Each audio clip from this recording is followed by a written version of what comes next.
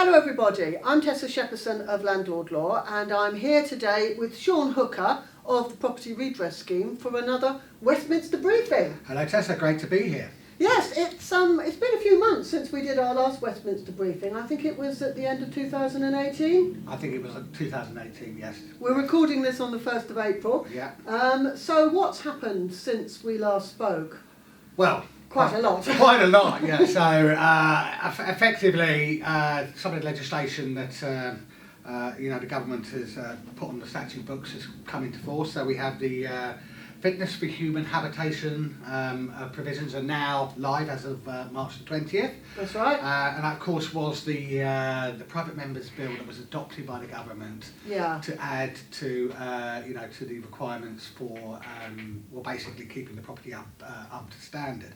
And in the past, the tenant was relying on the local authority. That's right. Yes. Local authority to take enforcement action. Now, of course, we know that local authorities are strapped for cash, and very slow, and so the new provisions mean that a tenant can take action themselves to take a prosecution against a landlord for not keeping the property up to a reasonably fit, habitable. Yeah, I mean they've always been able to do it for disrepair. Yes. But the problem is that that disrepair, if the property is in repair, doesn't necessarily mean it's fit for human habitation. And I have to say, I think it's extraordinary that it's only now that it's actually in the statute book that a property has to be fit for human habitation when it's let. I mean, it's bizarre, isn't it? It is bizarre, and actually, if you look at it from the tenant's point of view, it's empowering the tenant to have a say on the standard of accommodation that they're living in. Yeah. I do also see, from the landlord's point of view, that this could be an opportunity for tenants to maybe take a little bit of a view that they're looking for something out of the landlord when the property isn't quite as they say. And it would be interesting to see if there's any lawyers who are setting up a no fee, no win. Well, they'll also be able to get legal aid for it as well, because it's fitness for habitation rather than disrepair. I understand that legal aid may be available, but of course not all tenants are eligible for legal aid. No. And we've also got legal aid deserts. I mean, I understand there's hardly any legal aid solicitors in the whole of Suffolk, for example. So well, absolutely.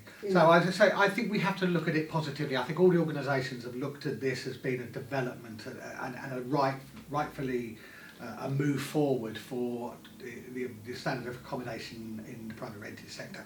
And to be fair, I mean, it will affect only a small number of properties relatively. Yeah, most landlords are good landlords. Most landlords are good landlords. Yeah. And it will be interesting to see if this actually does deal with the rogue issue, and that tenants who are maybe more vulnerable and in need of the cheaper accommodation that some of these landlords claim to offer, but really is effectively not fit for purpose. This is the area I'm a little bit concerned about, and really, if this frees up the local authorities to take more action against those people, again, that's another positive thing there.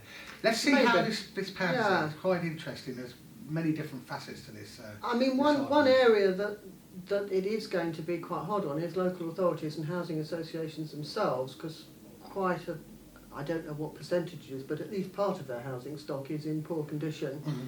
And tenants will now be able to bring claims against those issues, which maybe they couldn't under the old Section 11 absolutely. disrepair legislation. Yeah. So it's probably bad news for local authorities and housing associations. But I mean, their properties should be in a proper state. It should be, and I think if the move is to improve the housing stock in the industry, you have to welcome it.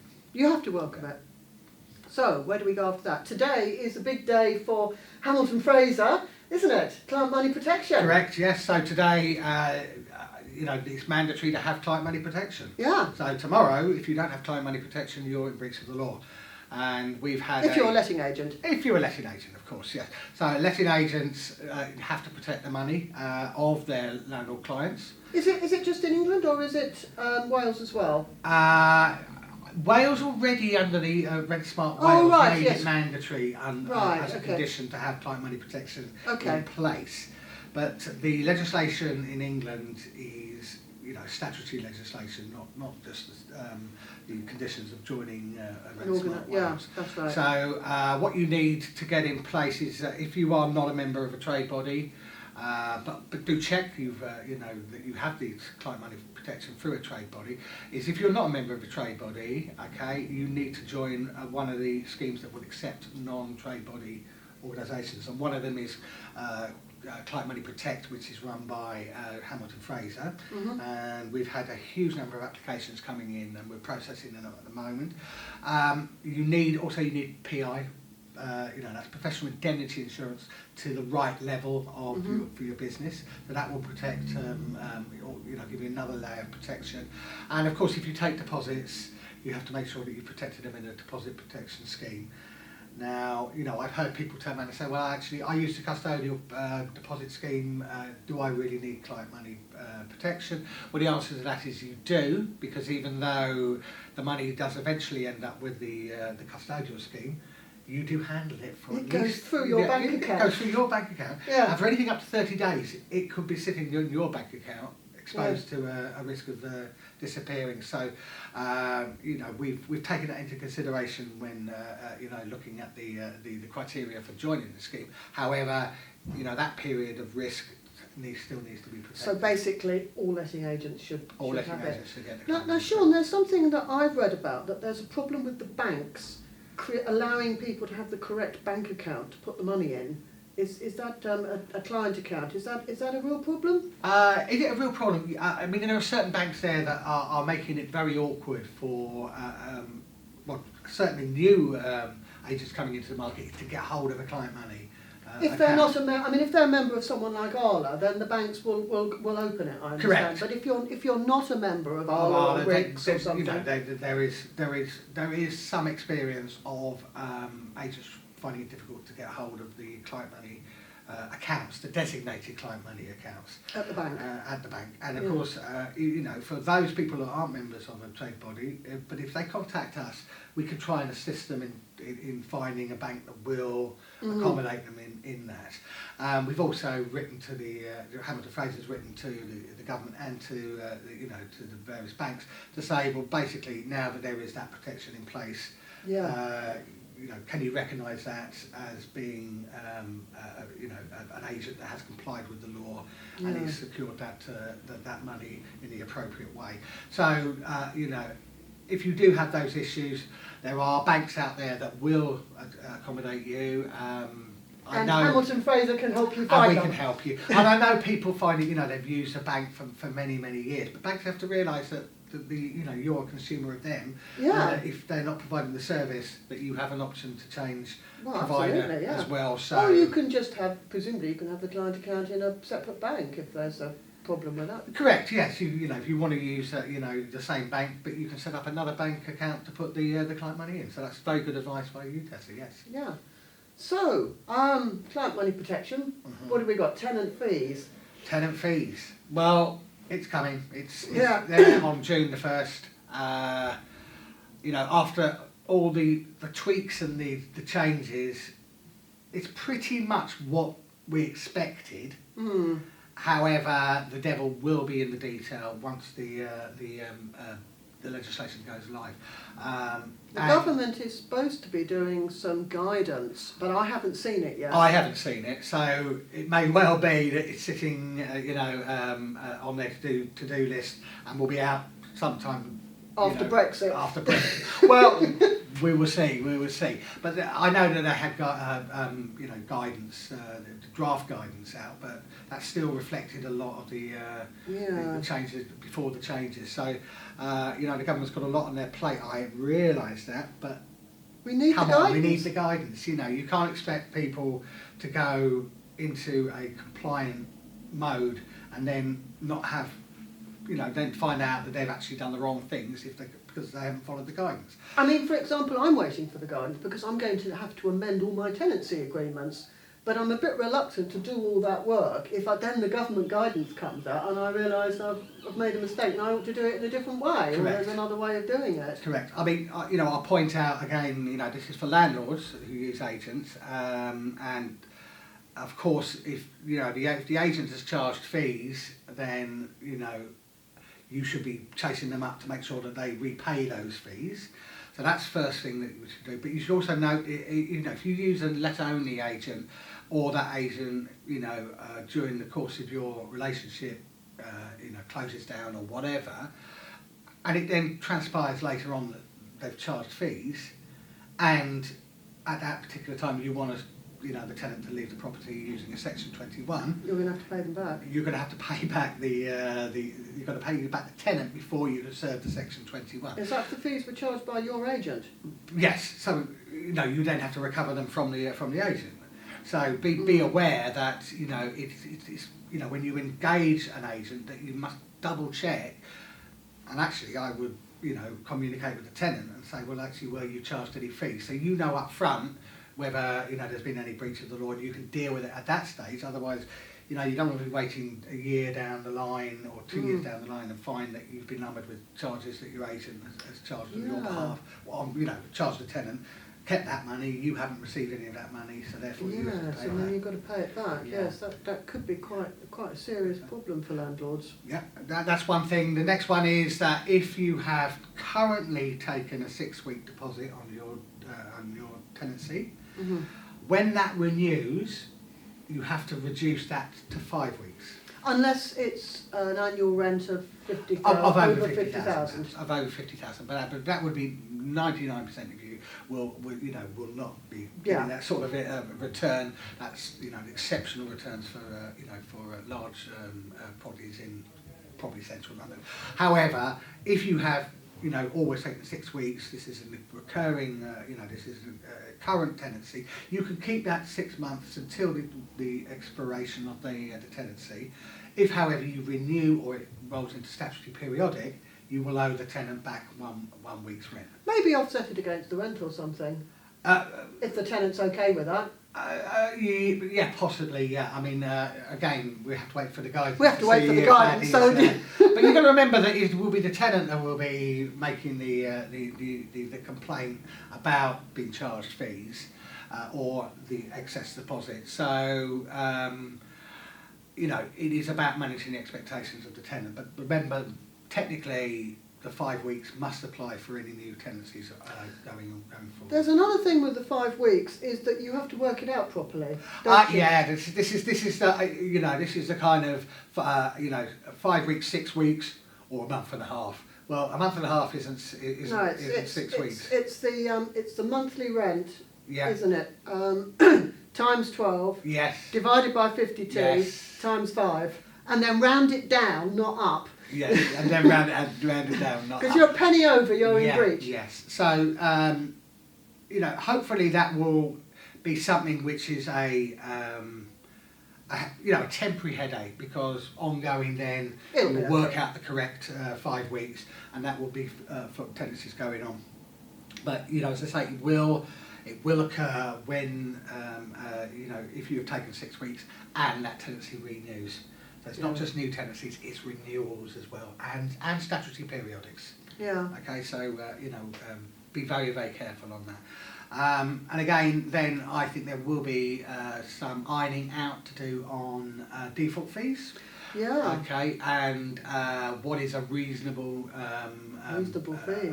Fee. So we're going to have to actually see whether a table of charges needs to be done, or whether it is a matter of convincing the tenant the fee you're charging. So, for example, if they've lost one key, and they want a replacement, what is a reasonable amount to charge? Now, I've heard all different stories from landlords and letting agents about what is a reasonable fee to replace a key or a lock or whatever. Because some can be quite expensive. Some can be. If they're a proper security lock. You may end up having to change more than one lock. Yeah, could you be know, hundreds because of the pounds. could be hundreds. So how to manage that is going to be an issue, and I'm going to look very carefully that if a case comes in, say as a complaint to me, and I deem that a certain deduction should be made, whether how that marries up with the legislation.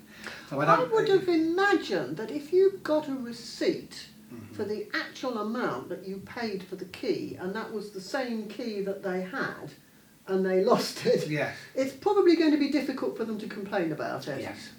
Even if it is expensive, because they've had the benefit of a high security lock Correct. on their property. Yes. But again, that needs to be kind of Needs to- itemised in the first. We don't know, we have no you know. guidance. Yeah, we haven't seen the guidance. So I mean, so you've replaced a unspecified lock with a high security lock. How do we know that you're replacing like for like? So Yeah. that comes down to the inventory and the Yeah, you need to put down in your inventory Yeah. what type of Yeah. lock it is, how many keys you've given them. It's all to do with paperwork Yes. and recording Yeah. things. And that brings on to a very good point actually, because agents have to be aware that they will now no longer be able to charge the tenant for, say, the inventory. And Yeah, that's right, I know that yes. some agents charge inventory fees to their tenants, be it either to check in or check out, or in some cases both. Now that no longer can You occur. can't do that anymore. So that has to come to us as a service that the landlord pays for. Yeah. But of course, an agent's got to be aware that that if an agent is providing a service, and they need to provide that service in an adequate way. If the landlord refuses to pay for an inventory, it's going to kind of put one hand behind your back, really. So I think one of the big issues will be that of how agents will persuade some landlords, not all, because some a lot of landlords do understand the importance of the service they're getting. Not to opt out of some of the services that traditionally used to be paid for by the tenant. Yeah, I mean, there's a lot of things that are really important. I mean, one of them is the inventory. Another thing which I think is becoming more and more important is property inspections during the tenancy. No, absolutely. And I understand that some agents only do it once a year. Well, I don't think that's enough. No. I mean, they should probably do an inspection after the first month, and then, at least for the first year, perhaps do it every 3 months. Now, a lot of people think that's too frequent, but there's a lot of things that can go wrong, and you, the landlord, are responsible for keeping the property in a fit and proper condition. Absolutely. And You need to know. And it's also the quality of the inspection as well. Yeah. Absolutely. I'm not saying it's a visit and a quick run round on a regular basis is not a good thing for an agent to do. But I frequently find in complaints that the reports that they do, or they don't do a report, it's like an email saying, went round the property, it seemed to be okay, blah, blah, blah. And I do know that, the agent, can't necessarily do a full inspection, but there are ways that you can do a better inspection. Photographs. A common sense one, so it's using common sense. And you're absolutely right. Part of the property management is to make sure that the property is in a reasonably fit condition. Even if that is down to the tenant's behaviour, then there's ways of mitigating that and mitigating any losses that might be suffered in the future for the landlord. There's also the problem about tenants having unauthorised lodgers and guests living there, which could perhaps tip the property into mandatory licensing, HMO licensing. So that's another thing that you need to keep tabs on, and I think that's another reason why landlords, need to go and have regular inspections to make sure that they know who's living in their property. Well, absolutely, and they turn up and find an extra couple of beds in the living room, kind of thing. Well, hold on. Questions have to be asked, or if the local authority find out, they're going to expect that property to be licensed. Correct, licensed, and also there's the insurance. The insurance for the landlord might be invalidated. It may affect the mortgage. Yeah. So the advice to agents is it's in your interest as well as providing a service to the landlord to do regular inspections Yeah. and to make sure that your landlord is informed of the condition of the property, because at the end of the day, if things go wrong, it's always you who get blamed, the letting agent, by the landlord, because the tenant's well gone and or doesn't have the money to do it, and fingers are pointed at you.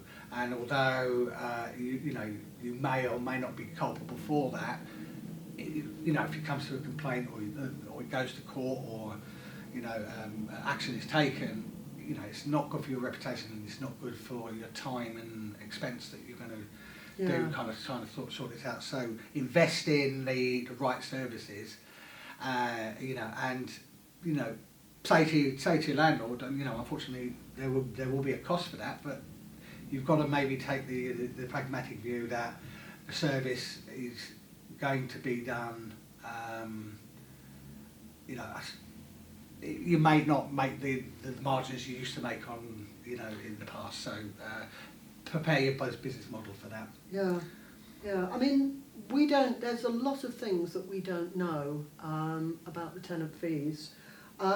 I would say that we have a conference coming up. We have a conference coming up on the 17th of May, and one of the speakers will be David Cox of Arla, and he is going to be doing a talk on letting agent regulation, and I know that he's spending a large part of his talk talking about the tenant fees. I would hope by the 17th of May we would have had the government guidance, because it's going to come into force a couple of weeks later, on the 1st of June. Yes.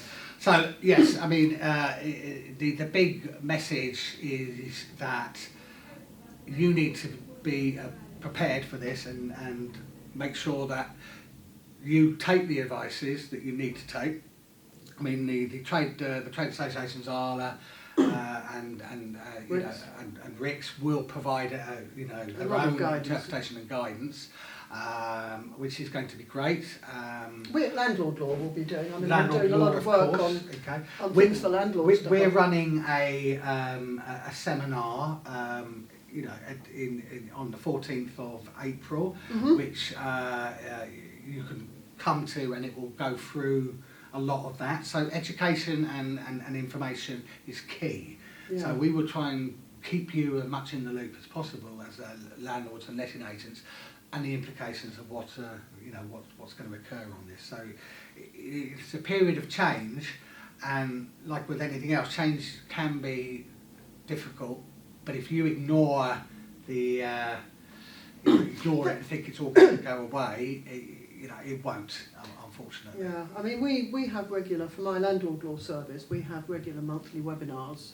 David Cox did one last month. Yeah. And we've got Robert Brown, who's going to be doing a talk about the energy changes. Correct. There's changes with that, isn't there? Changes in the regulation. Yes. Landlords. So I mean, your conferences, the speakers you have, and the information they cover that all you're the topics. And to be fair, for the what you're charging for it, I mean, it's just so invaluable, for information for agents, and it's done in a way that is engaging and workable for the people that attend. So we have half-hour talks, so they're long enough to be useful, and they're short enough to not to be a problem if they're boring, although they're not boring. They're not boring, and of course, all the participants are available to talk on a one-to-one basis during the breaks and the lunch and everything. Fantastic lunch, by the way. I know, brilliant setting. So, there is enjoyment there, as well as really serious hard work. I myself will be speaking, and I think really we'll be concentrating a lot on on future changes. And one of the future changes that's coming in is a change to the redress landscape. Yeah. And this has been part of a consultation and a thorough look in many ways at the way that redress is provided within the marketplace. So the consultation came out there. One idea was a single ombudsman. They've moved away from that. They're now moving towards more of what they call, it's the housing redress working group is going to be set up, and they're going to have a single kind of access point which is going to bring together, for the consumer's sake, you know, a way of actually accessing all the different Yeah, parts that's of the good, because sector. it is confusing at the moment. I mean, because housing is more than just the private rented sector. There's Correct. social housing, there's long leases, Yes. there's property, purchasing property, all sorts of things, isn't there? Yes, you know, and some are mixed tenures and everything else there. So I think it's quite important that you make the consumer the focus of the service, not the providers. Yeah. However, you don't want to lose the benefit of the fact that there is great experience and expertise within those different sectors. So I'll be sitting on this working group. It's yet to be convened. It's another thing that's in the to-do list. So we'll talk about that in a future So Westminster we'll briefing. talk about that. But by May, you know, May in your conference, I think I'll have quite a few things to say. That'd about be that. interesting. So Yeah. that'd be interesting, and it's about evolution rather than revolution, hopefully, in this particular case. But you know, we live in uncertain times there, so We do. It's you know, interesting. a lot could change between now and then, but we'll update everybody on that, you know, through the podcast. But if you're at the conference, you get it from the horse's mouth, along with all the other supporting information that you'll get.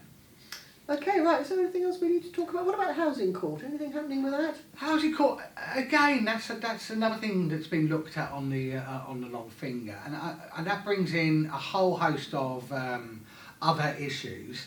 And I'm aware that you're going to be doing a podcast with Eddie and Paul Champolina, so I'm going to tread on their toes over things of longer tenancies and Section 21s and stuff there. But it's all about how justice is delivered within the sector.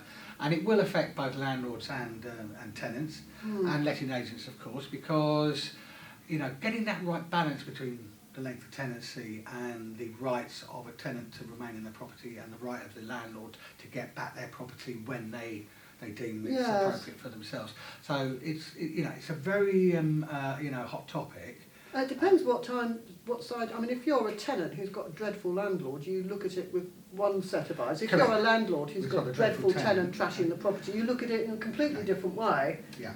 If And you're a solicitor, you look at it one way. If you're somebody at the Citizens Advice Bureau, you look at it, it depends. Absolutely, and it depends on what type of tenure and your needs anyway. So students and young professionals maybe don't need that length of security, but young families with children who are looking for an area to rent where there's going to be accessible to good schools and other things, there they need a certain amount of stability and longevity within their tenancy experience, but it's not for every part of the market. So the market's got to be flexible enough, but protect the interests of both parties adequately, and that means that when the courts are accessed, that they are well resourced, timely, and they deliver sound and correct decisions. And I think the third one is probably not too bad at the moment. It's the first two that we have our problems with. It's the first two, yeah. So with respect to the courts, yes, when you actually do get your court date, the judges on the whole are reasonably good, but it's getting to them and absolutely, and the funding for the courts. Yeah. Okay, I think we've probably covered most topics. Absolutely, but there will, I'm sure there are plenty of other things that we could talk about in the future, which is I'm looking forward to further editions of this. We'll have another Westminster briefing in due course. So thank you everybody for watching, and thank you, Sean. Thank you.